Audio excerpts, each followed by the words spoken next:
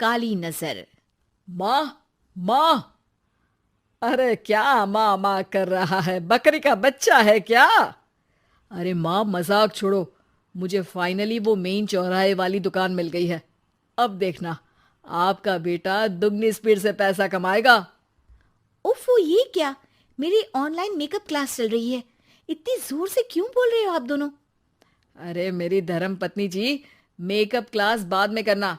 वो चौराहे वाली दुकान मिल गई है हमको। अरे वाह!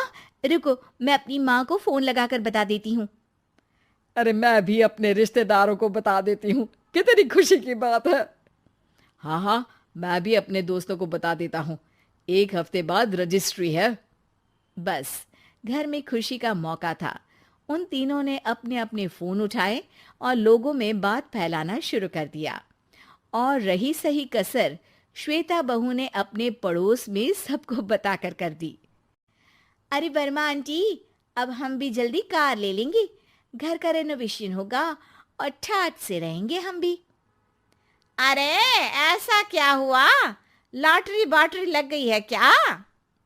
अरे, इस बार चौराहे वाली मॉल में हमको भी दुकान मिल गई है।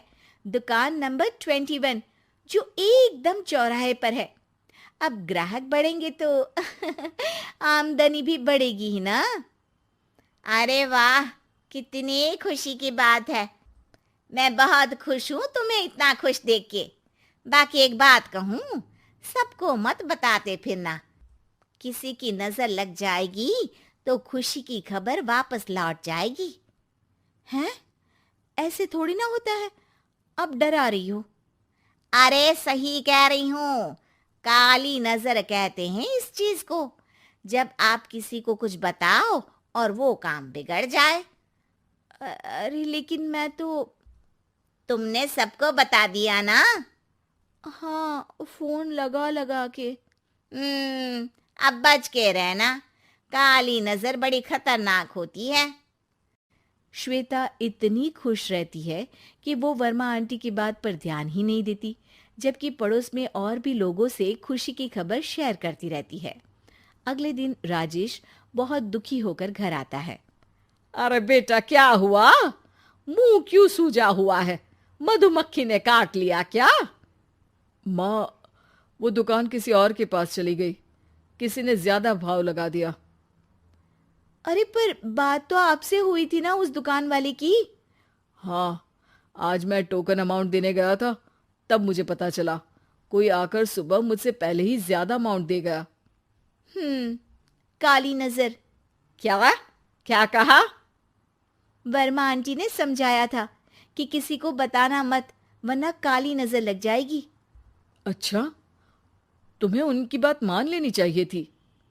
उनकी बात मान लेती, लेकिन उसके पहले ही सबको बता चुके थे ना हम तीनों। अरे अगली बार से ध्यान रखेंगे। कोई भी नई चीज होगी तो किसी को नहीं बताएंगे।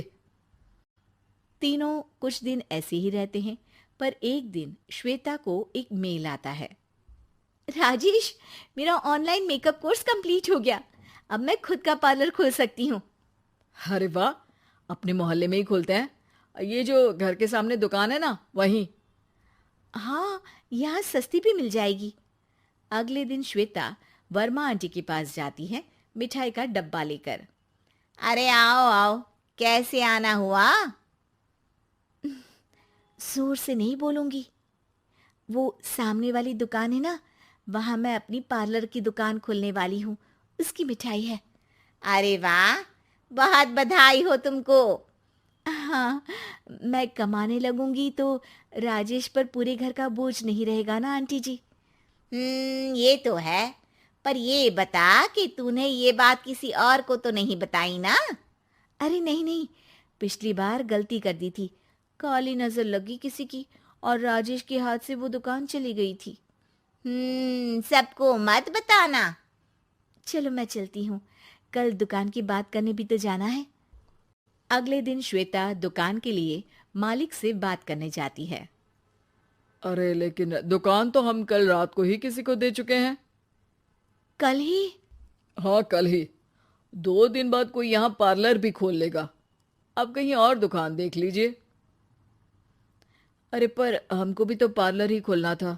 हाँ भाई, ये एक ही दुकान है, आधी आधी तो नहीं दे सकता ना मैं। राजेश और श्वेता घर पर हताश होकर आ जाते हैं। इस बार तो किसी को बताया भी नहीं था, अब किसकी काली नजर लग सकती है। सुनो, तुमने माँ को बताया था क्या? अरे कैसी बात कर रही हो, माँ की नजर थोड़ी ना लगेगी। पक्का तुमने किसी को नहीं बताया था ना? सिर्फ वर्मा आंटी को बताया था, उन्होंने ही मुझे किसी को नहीं बताने को कहा। अरे यार, तुम भी सही हो। मेरी माँ को नहीं बताने को कह रही हो, पर वर्मा आंटी को बताना तुम्हें जरूरी लगा।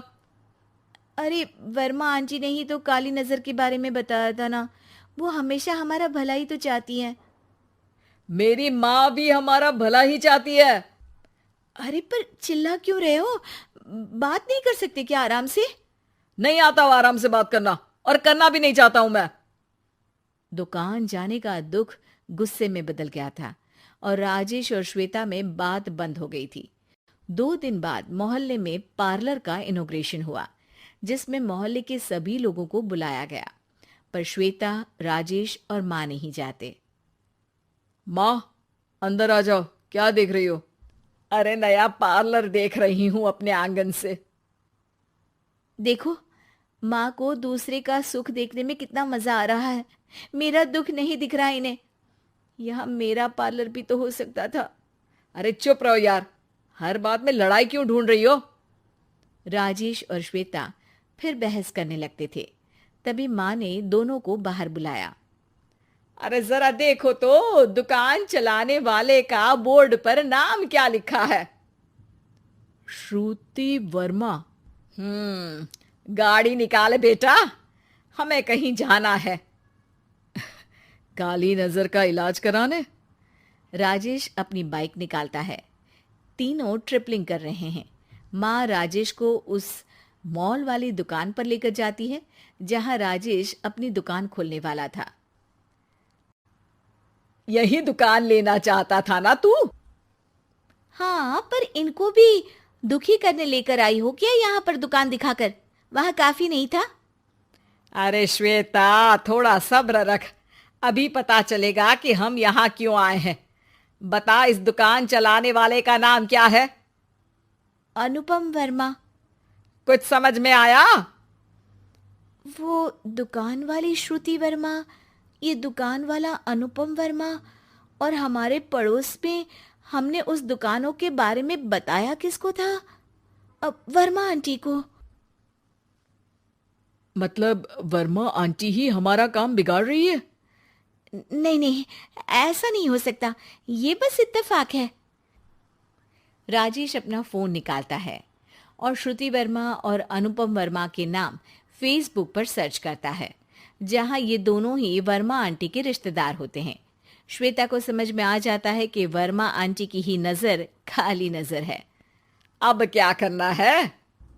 कोई भी खुशी की खबर हो तो काली नजर से बचना है, यानी वर्मा आंटी से बचना है। अरे पर मुझे ये समझ में नहीं आया कि वो हमारे साथ ऐसा क्यों करेंगी। अरे बेटा, एक सीख है, दूर के आदमी को आपकी तरक्की से कम परेशानी होगी, पड़ोसी को ज्यादा। दोनों माँ की बात में हामी भरते हैं और अगला काम चुपचाप करने की कसम खाते हैं, ताकि आगे से वर्मा आंटी कोई काम ना बिगाड़ सके।